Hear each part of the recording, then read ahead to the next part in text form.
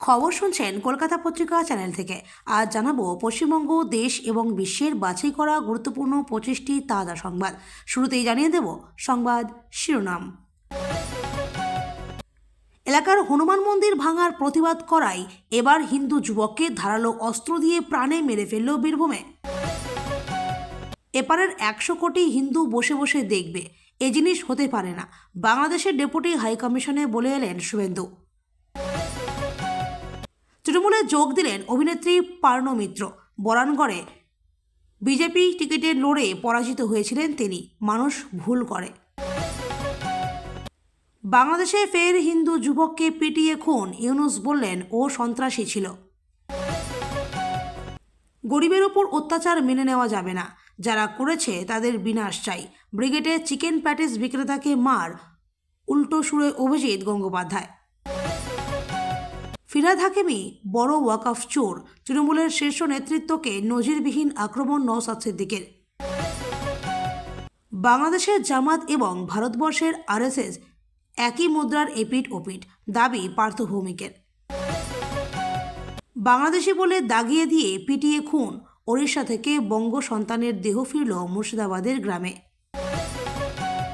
মমতাকে বিয়ের প্রস্তাব বাংলাদেশি নেতার, ওপার বাংলার হুজুরের বিস্ফোরক, মন্তব্যে তোলপাড় নেটপাড়া। 26-এর মহাযুদ্ধের ব্লুপ্রিন্ট তৈরি, আজ 5000 নেতাকে নিয়ে মেগা বৈঠকে বসছেন অভিষেক। কোচবিহারে বাবা ছেলে খুনের ঘটনায় তৃণমূল নেতা সহ গ্রেপ্তার 6। নন্দীগ্রামে উন্নয়নের পাঁচালিরও ট্যাবলো ভাঙচুর বিজেপির, ভয় পেয়ে আঘাত, বলছে তৃণমূল।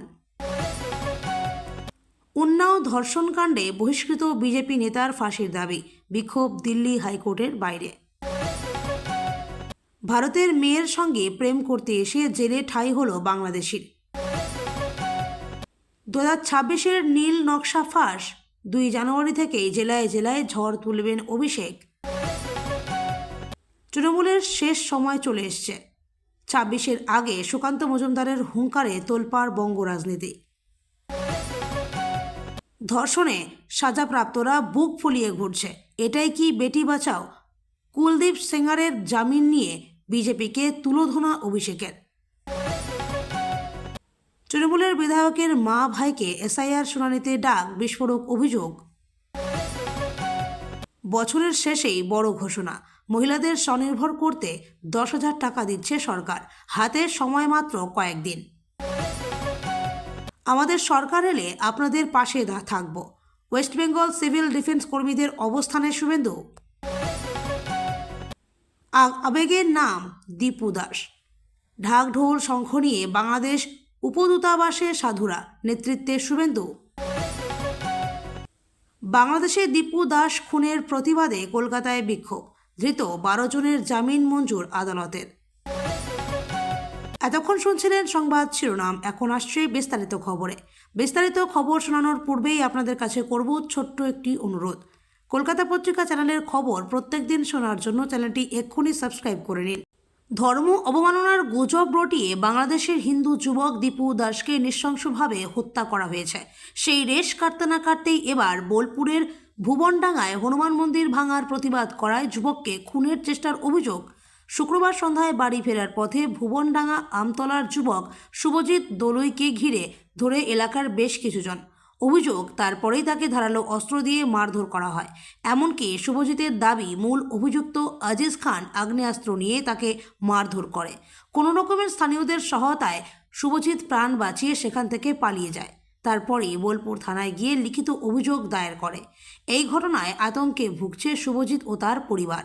তার দাবি, 2021 সালে বিধানসভা নির্বাচনের পর এলাকায় একটি হনুমান মন্দির ভাঙা হয়েছিল। তার বিষয়ে প্রতিবাদ আন্দোলন করার কারণে তাকে এদিন প্রাণে মেরে ফেলার চেষ্টা করা হয়। ওপারে 2 কোটি হিন্দু আছে, তারা মার খাবেন, পুড়িয়ে দেবেন যুবক ছেলেগুলোকে। এই টুকুটুকু বাচ্চা তরতাজা যুবকদের পুড়িয়ে মারবেন, আর এপারের 100 কোটি হিন্দু বসে বসে দেখবে, এই জিনিস হতে পারে না। বাংলাদেশের ডেপুটি হাইকমিশনে দেখা করে স্পষ্ট জানিয়ে এলেন শুভেন্দু অধিকারী।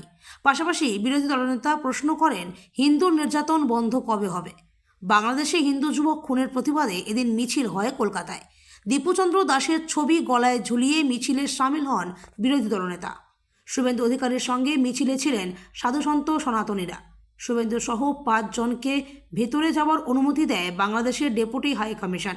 সেখানে ডেপুটেশন দিয়ে বেরিয়ে সাংবাদিকদের মুখোমুখি হন বিরোধী দলনেতা। শুভেন্দু বলেন, বিভিন্ন হিন্দু সংগঠন, সাধুসন্ত সমাজ, বিজেপির প্রতিনিধিরা আমরা সবাই চেষ্টা করেছি যে আমাদের আপত্তি, প্রতিবাদ, দাবি ডেপুটি হাই কমিশনের মাধ্যমে বাংলাদেশের অন্তর্বর্তী সরকারের কাছে পৌঁছে দিতে। এরা যেভাবেই হোক আমাদের সোমবার থেকে এড়িয়ে গেছেন। মমতা বন্দ্যোপাধ্যায় তার পুলিশকে লেলিয়ে দিয়েছেন এখানে হিন্দুদের ওপর বেপরোয়া লাঠিচার্জ করতে। মঙ্গলবার যে আক্রমণ পুলিশ করেছে, লজ্জা লাগে। মোল্লা ইউনুসের পুলিশ যা, মমতারা পুলিশ তাই।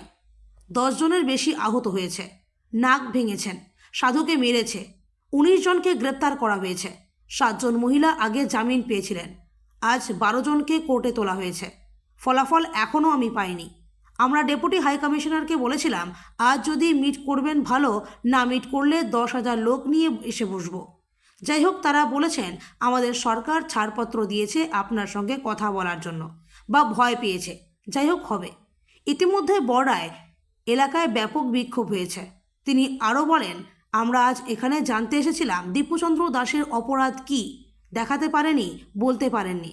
দীপুচন্দ্র দাস ফেসবুক তো দূরের কথা, হোয়াটসঅ্যাপ তো দূরের কথা, 250 টাকার ছোট মোবাইল ব্যবহার করতেন।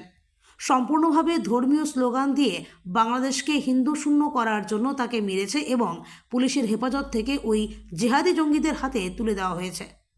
আধমরা করে পুড়িয়ে দিয়েছে। ওরা বললেন 10 জনকে গ্রেপ্তার করেছি।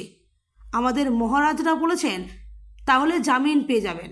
ওরা বললেন বিচার না হওয়া পর্যন্ত জামিন পাবেন না। আপনাদের আমরা আশ্বস্ত করছি। দ্বিতীয়, আমরা বলেছি মৃত্যুর কোনো ক্ষতিপূরণ হয় না। আপনারা ক্ষতিপূরণ কি করছেন? বললেন রাষ্ট্র দায়িত্ব নিয়েছে তার পরিবারের। কি দায়িত্ব নিয়েছেন জনসমক্ষে জানান। আমরা পরিষ্কার বলেছি হিন্দু নির্যাতন বন্ধ কবে হবে। চিন্ময় প্রভুকে কোন অপরাধে 1.5 বছর জেলে রেখেছেন? ওদের লিমিটেশন আছে। ডেপুটি হাই কমিশনার কতটা উত্তর দেবেন? তবুও অনেকগুলো কথার উত্তর দিতে পারেননি। সাধু সমাজও বলেছে এটা বন্ধ না হলে আমরা রিয়াক্ট করব। আমি প্রশ্ন করেছি, আগে রোহিঙ্গা মুসলমানদের কক্সবাজারে থাকতে দিয়েছিলেন কেন? মুসলমান বলে, তাহলে ওপারে 2 কোটি হিন্দু আছে, তারা মার খাবেন, পুড়িয়ে দেবেন যুবক ছেলেগুলোকে। এইটুকুটুকু বাচ্চা তরতাজা যুবকদের পুড়িয়ে মারবেন, আর এপারের 100 কোটি হিন্দু বসে বসে দেখবে। এই জিনিস হতে পারে না। তৃণমূলে যোগ দিলেন অভিনেত্রী পার্নো মিত্র। 2019-এ বিজেপিতে যোগদান করেছিলেন পার্নো মিত্রর হাতে দলীয় পতাকা দিলেন চন্দ্রিমা ভট্টাচার্য। 2021-এ বিজেপির প্রার্থী হয়ে বরানগরে দাঁড়িয়েছিলেন পার্নো মিত্র। সেই সময়ে তৃণমূল কংগ্রেসের হয়ে তার বিরুদ্ধে ভোটে লড়েছিলেন তাপস রায়। সেই ভোটে তৃণমূলের কাছে পরাজিত হয়েছিলেন অভিনেত্রী। 2021 মমতা বন্দ্যোপাধ্যায়ের উন্নয়নের কাজে আকৃষ্ট হয়ে দলে এসেছেন বলে দাবি জানিয়েছেন তিনি। পার্নো মিত্র বলেন, গতকাল অভিষেক বন্দ্যোপাধ্যায়ের নেতৃত্বে আরেকটা কথা বলবো যে 6 বছর আগে অবশ্যই বিজেপিতে যোগ দিয়েছিলাম। যেটা ভেবেছিলাম হয়তো ঠিক সেইভাবে বিষয়টা এগোয়নি এবং মানুষ তো ভুল করেই থাকে আমার মনে হয়। সেটা সংশোধন করার সময় এসে গিয়েছে বলে আজকে অল ইন্ডিয়া তৃণমূল কংগ্রেস একজন সদস্য হয়ে নিজেকে সত্যই ধন্য মনে করছি। আপনারা আমাকে অনেক বছর ধরে চেনেন, আমার কাজ দেখেছেন, আমার নির্বাচনের সময় ছিলেন। আপনাদের কাছে একটাই অনুরোধ যে আপনারা আমার পাশে থাকবেন। অপরদিকে চন্দ্রিমা ভট্টাচার্য বলেন, মাননীয় মুখ্যমন্ত্রী মমতা বন্দ্যোপাধ্যায় তার কাজের প্রতি আকৃষ্ট হয়ে আমাদের দলে আসার কথা জানিয়েছিলেন এবং মাননীয় মুখ্যমন্ত্রী আমাদের দলের সর্বোচ্চ নেত্রী, তিনিও দলকে নির্দেশ দিয়েছেন যে পার্নো মিত্রকে দলে সংযুক্ত করার। আপনারা জানেন ছবির জগৎ তার সঙ্গে যাদের পরিচিত আছে এবং বাংলা ছবির তো জগতের সঙ্গে সবসময় পরিচিত থেকেছে এবং আছে। তারা জানেন যে পার্নো মিত্র 2007 সাল থেকে এই ছবির জগতে তার পদার্পণ এবং সেখান থেকে আজ পর্যন্ত 40-এর ওপর ছবি করার তার সুযোগ হয়েছে। তার মানে মানুষ গ্রহণ করেছে তাকে। আমাদের বিশ্বাস আগামী দিনেও খুব ভালোভাবে তার নিজের ক্ষেত্রে প্রতিষ্ঠিত করতে পারবেন। সঙ্গে মানুষের পাশে থাকার যে কাজ একজন নাগরিক হিসেবে সেটার মূল কর্তব্য, সেই কর্তব্য সম্পর্কেও সচেতন পার্নো। সাম্প্রদায়িক সংঘাত নয়, বাংলাদেশের রাজবাড়িতে গণপিটুনিয়ে নিহত হিন্দু যুবককে শীর্ষ সন্ত্রাসী বলে দাবি করল সরকার। অমৃত মণ্ডল ওরফে সম্রাটের প্রাণহানি নিয়ে সোশ্যাল মিডিয়ায় নানা বিভ্রান্তিকর তথ্য ছড়ানো হচ্ছে বলেও দাবি প্রশাসনের। বৃহস্পতিবার রাতে এই প্রসঙ্গে মোহাম্মদ ইউনূসের প্রেস উইং থেকে একটি বিবৃতি জারি করা হয়। তাতে দাবি করা হয়েছে অমৃত মণ্ডল ওরফে সম্রাট নাকি চাঁদা নিয়ে জুলুম করেছিলেন। ঘটনাস্থলে ছিল তার এক সহযোগী। তার ফলে প্রথমে বচসা শুরু হয়, পরিস্থিতি ক্রমশ ভয়াল রূপ নেয়। সেই সময় জনতার রোষ গিয়ে পড়ে অমৃতের ওপর, তাতেই খুন হন তিনি। সরকারের তরফে দাবি করা হয়েছে নানা রকম অপরাধমূলক কাজকর্মে যুক্ত। তার বিরুদ্ধে গত 2023 সালে খুন এবং চাঁদা নিয়ে জুলুম সহ একাধিক মামলা রয়েছে। তার বিরুদ্ধে নাকি গ্রেপ্তারি পরোয়ানাও জারি হয়েছে। অমৃতের প্রাণহানির কঠোর নিন্দা করা হয়েছে। সরকারের দাবি গণপিটুনি আইন বহির্ভূত কাজ, তাই যে বা যারা এই ঘটনার সঙ্গে প্রত্যক্ষ এবং পরোক্ষভাবে যুক্ত তাদের বিরুদ্ধে আইনানুগ ব্যবস্থা নেওয়া হবে।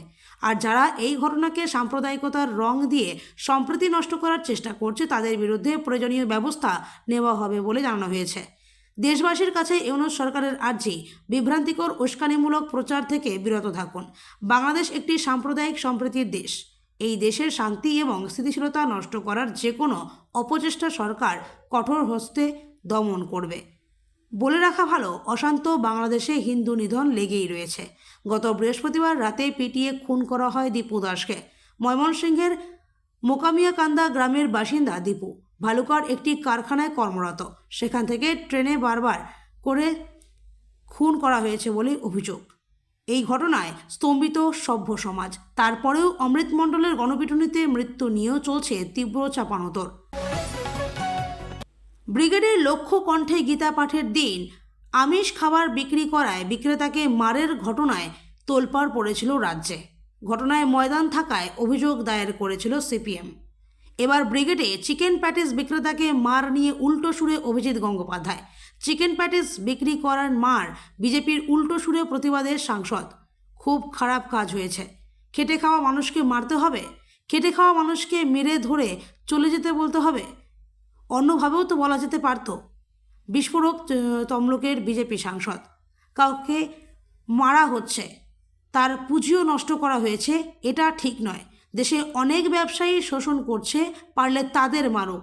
চিকেন প্যাটিস বিক্রি করায় ব্রিগেডে মার নিয়ে বিস্ফোরক অভিজিৎ গঙ্গোপাধ্যায়। যে বিক্রি করছে হিন্দু না মুসলিম এই পরিচয়ের চেয়েও বড় পরিচয় সে দরিদ্র না শিল্পপতি। পশ্চিমবঙ্গের রাজনীতি তো অন্য রাজ্যের মতো নয়। বিজেপি নেতাদের উল্টো সুরে হেঁটে মন্তব্য অভিজিৎ গঙ্গোপাধ্যায়ের। দরিদ্র মানুষকে এভাবে হেনস্থা করা অত্যন্ত অন্যায়। যারা করেছে তারাই দুষ্কৃতী, তাদেরই বিনাশ চাই। যারা হামলা চালিয়েছে তারা কেউ বিজেপির নয়, হিন্দু সেজে এসেছিল। এরা আসলে কে তা বের করা দরকার। গরিবের ওপর অত্যাচার মেনে নেওয়া যাবে না। অভিজিৎ গঙ্গোপাধ্যায়। আগামী বিধানসভা নির্বাচনের আগে মালদার মাটিতে দাঁড়িয়ে তৃণমূলের শীর্ষ নেতৃত্বের বিরুদ্ধে কার্যত যুদ্ধ ঘোষণা করলেন ভাঙড়ের আইএসএফ বিধায়ক নওশাদ সিদ্দিকী। চাঁচলের এক জনসভায় বক্তব্য রাখতে গিয়ে তিনি দাবি করেন তৃণমূলের সর্বভারতীয় সাধারণ সম্পাদক অভিষেক বন্দ্যোপাধ্যায়ের ক্যামাক স্ট্রিটের অফিসটি ওয়াকফ সম্পত্তির ওপর নির্মিত। আর এই কারণেই কেন্দ্রীয় সরকারের নয়া ওয়াকফ আইন নিয়ে মুখ্যমন্ত্রী মমতা বন্দ্যোপাধ্যায় কোনো জোরালো প্রতিবাদ করছেন না বলে অভিযোগ তার। নওশাদ এদিন শুধু অভিষেক নন, রাজ্যের মন্ত্রী ফিরহাদ হাকিমকেও তীব্র আক্রমণ করেন।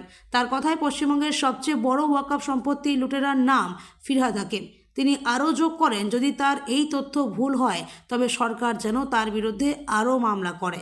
নওশাদের দাবি, ওয়াকফ ইস্যুতে তৃণমূল ও বিজেপির তলে তলে হাত মিলিয়ে নিয়েছে। নাম না করে মুখ্যমন্ত্রীকেও সব চোরের মাথা বলে কটাক্ষ করেন তিনি। তৃণমূল অবশ্য এই অভিযোগকে আমল দিতে নারাজ। মালদা জেলা পরিষদের সহকারী সভাপতি এটিএম রফিকুল হোসেন জানান, নওশাদের বক্তব্য সম্পূর্ণ ভিত্তিহীন এবং মানুষ এসব কথা বিশ্বাস করে না। তবে নওশাদের এই মন্তব্যের বিরুদ্ধে শাসক দল আইনি পথে হাঁটবে কিনা তা নিয়ে জেলার তৃণমূল নেতৃত্ব এখনও ধোঁয়াশা বজায় রেখেছে। রাজনৈতিক বিশ্লেষকদের মতে 2026-এর আগে মালদা ও মুর্শিদাবাদের মতো সংখ্যালঘু অধ্যুষিত জেলাগুলিতে নওশাদ, হুমায়ুন কবির ও ওয়েসির সক্রিয়তা তৃণমূলের ভোট ব্যাংকে বড় ফাটল ধরাতে পারে। বাংলাদেশের জামাত এবং ভারতবর্ষের আরএসএস একই মুদ্রার এপিটোপিট। শুভেন্দুরা চায় বাংলাদেশের ওপারে হিন্দুরা খুন হোক, আর হিন্দুরা খুন হলেই এপারে ভারতবর্ষে বিজেপি শক্তিশালী হবে। আর বাংলাদেশের জামাতরা চায় এপারে মুসলিমরা খুন হোক, ভারতবর্ষের মুসলিমরা খুন হলে বাংলাদেশের জামাতরা শক্তিশালী হবে। পূর্ব মেদিনীপুর জেলার নন্দীগ্রামে তৃণমূল কর্মীর মৃত্যুর স্মরণ সভায় উপস্থিত হয়ে বিস্ফোরক ব্যারাকপুরের সাংসদ পার্থ ভৌমিক। 2024 সালে 26শে ডিসেম্বর নন্দীগ্রামের বৃন্দাবন চকে খুন হন তৃণমূল কর্মী মহাদেব বেশই। দোকানের মধ্যে রক্তাক্ত দেহ পাওয়া গিয়েছিল। 1 বছর গড়িয়েছে। পরিবারের তরফে অভিযোগ বারে বারে করা হয়েছে, তাকে পরিকল্পিতভাবে খুন করা হয়েছে। শুক্রবার তার স্মরণ সভা অনুষ্ঠিত হয়। সেই সভায় উপস্থিত ছিলেন শাসক দলের সাংসদ পার্থ ভৌমিক। বাংলাদেশের সার্বিক পরিস্থিতি নিয়ে পার্থ ভৌমিক বলেন, শুভেন্দুরা চায় বাংলাদেশের ওপারে হিন্দুরা খুন হোক, আর হিন্দুরা খুন হলেই এপারে ভারতবর্ষে বিজেপি শক্তিশালী হবে।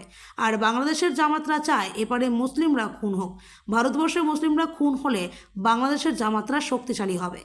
বাংলাদেশের জামাত আর ভারতবর্ষের আরএসএস একই মুদ্রার এপিঠ ওপিঠ, ধর্মের নাম করে দুটো দেশ দখল করে রাখবে। তিনি আরও বলেন, বিজেপি যদি কোনোদিন বাংলা দখল করে মাছ মাংস ডিম খাওয়া বন্ধ করবে। আপনারা কি খাবেন, কি পড়বেন, সব ঠিক করে দেবে বিজেপি। আপনি যদি বিনা অনুমতিতে বাড়িতে মাছ মাংস ডিম খান, তাহলে আপনার বাড়িতে তালা পড়ে যাবে। আপনারা কি সেই বাংলা চান? আপনাদের কাছে উত্তর চাই। 1971-এ অটল বিহারী বাজপেয়ী ছায়া অভিষেক ব্যানার্জির মধ্যে আমরা দেখতে পাচ্ছি। এমনই মন্তব্য করেন পার্থ ভৌমিক। সাধারণ মানুষকে বিজেপি থেকে সতর্ক হওয়ার বার্তা দেন তিনি। মানুষের স্বাধীনতা যাতে না হারায় সেই বিষয়ে সকলকে সতর্ক হওয়ার আবেদন জানান তিনি।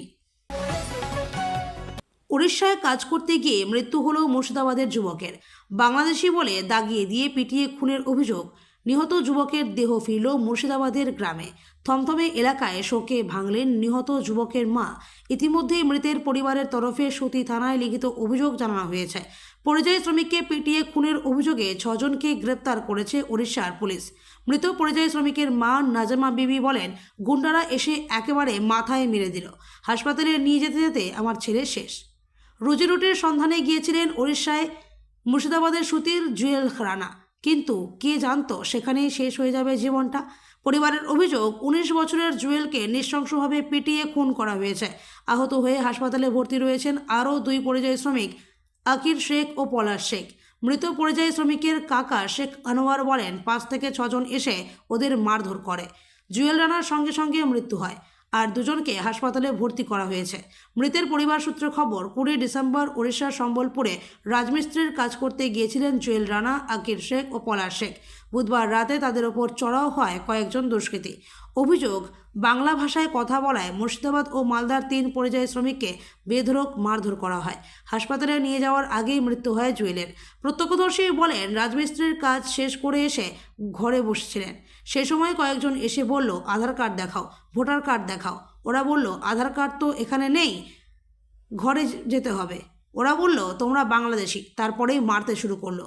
আমরা সাজা চাই। ঘটনার তীব্র নিন্দা করে পশ্চিমবঙ্গ পরিযায়ী শ্রমিক কল্যাণ পর্ষদের চেয়ারম্যান ও তৃণমূল সাংসদ সামিরুল ইসলাম এক স্যান্ডেলে লেখেন, বাংলায় কথা বলায় ফের একজন পরিযায়ী শ্রমিককে নিশানা করা হলো বিজেপি শাসিত রাজ্যে। উড়িষ্যার সম্বলপুরে বাংলাদেশি অনুপ্রবেশকারী সন্দেহে মুর্শিদাবাদের একজনকে পিটিয়ে মেরেছে বিজেপির গুন্ডারা। আহত হয়েছেন আরও 2 জন। তৃণমূল বিধায়ক ও নারী শিশু কল্যাণ মন্ত্রী শশী পাজা বলেন, ওড়িশাতে আবার মুর্শিদাবাদ থেকে 3 জন পরিযায়ী শ্রমিক, তাদের ওপর আক্রমণ হয়েছে। বাংলাদেশের রাজনৈতিক অস্থিরতার মধ্যেই পশ্চিমবঙ্গের মুখ্যমন্ত্রী মমতা বন্দ্যোপাধ্যায়কে সরাসরি বিয়ের প্রস্তাব দিয়ে চাঞ্চল্য ছড়িয়েছেন নোয়াখালীর ইসলামী বক্তা রফিক উল্লাহ আনসারি। সম্প্রতি সোশ্যাল মিডিয়ায় ভাইরাল হওয়া এক অডিও বার্তায় এই বক্তাকে বলতে শোনা যায়, মুখ্যমন্ত্রীর স্বামী না থাকলে তিনি তাকে বিয়ে করে আগলে রাখতে চান। ইউটিউবে জনপ্রিয় এই কৌতুক বক্তার এমন অদ্ভুত দাবিতে 2 বাংলার নেটিজেনদের মধ্যে হাসাহাসি ও ব্যাপক চর্চা শুরু হয়েছে। বিষয়টি নিয়ে তৃণমূল কংগ্রেস বা মুখ্যমন্ত্রী এখনও কোনো মন্তব্য না করলেও নেট দুনিয়ায় ট্রোলের বন্যা বয়ে যাচ্ছে। কেউ এই প্রস্তাবকে নিছক বিনোদন হিসেবে দেখছেন, আবার কেউ করছেন কটাক্ষ। অন্যদিকে তারেক রহমানের দেশে ফেরার খবরে ওপার বাংলায় নতুন করে উত্তেজনা ও সহিংসতার ঘটনা ঘটেছে। ঢাকার মগবাজার এলাকায় ককটেল বিস্ফোরণে এক যুবকের প্রাণহানির ঘটনায় ওপার বাংলার নিরাপত্তা ব্যবস্থা নিয়ে উদ্বেগ আরও বেড়েছে।